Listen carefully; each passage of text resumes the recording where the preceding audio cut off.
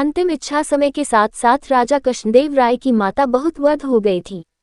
एक बार वह बहुत बीमार पड़ गई। उन्हें लगा कि अब वे शीघ्र ही मर जाएंगी। उन्हें आम से बहुत था, इसलिए जीवन के अंतिम दिनों में वे आम दान करना चाहती थी। सो उन्होंने राजा से ब्राह्मणों को आमों को दान करने की इच्छा प्रकट की। वह समझती थी कि इस प्रकार दान करने से उन्हें स्वर्ग की प्राप्ति होगी। सो कुछ दिनों बाद राजा की माता अपनी अंतिम इच्छा की पूर्ति किए बिना ही मृत्यु को प्राप्त हो गईं। उनकी मृत्यु के बाद राजा ने सभी विद्वान ब्राह्मणों को बुलाया और अपनी मां की अंतिम अपूर्ण इच्छा के बारे में बताया।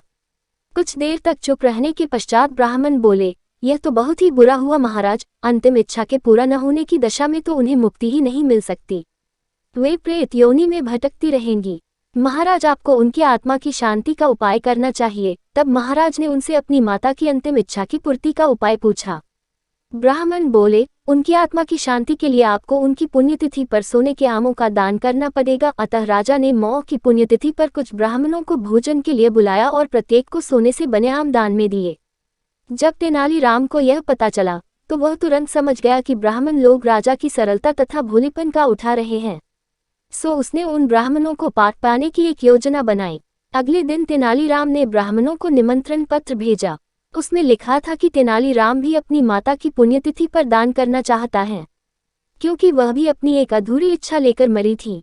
जब से उसे पता चला है कि उसकी मां की अंतिम इच्छा पूरी न होने के कारण प्रेत योनि में भटक रही होंगी, वह बहुत ही दुखी है और चाहता है कि जल्दी उसकी मौ की आत्मा को शांति मिले।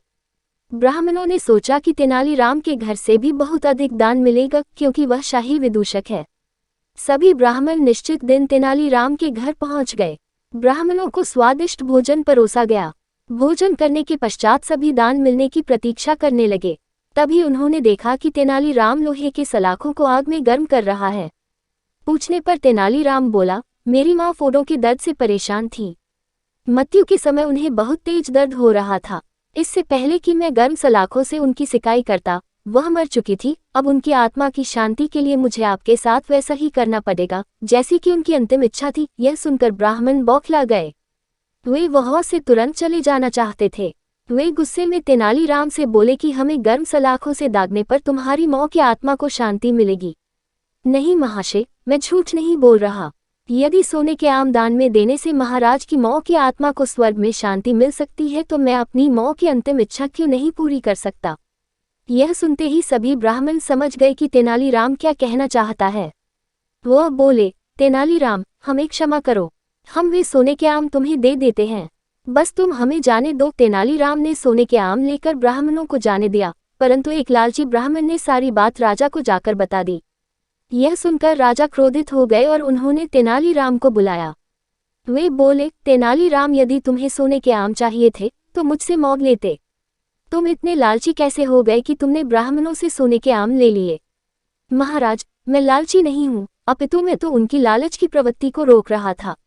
यदि वे आपकी मौ की पुण्यतिथि पर सोने के आम ग्रहण कर सकते हैं, तो मेरी मौ की पुण्यतिथि पर लोहे की गर्म सलाखें क्यों नहीं झेल सकते।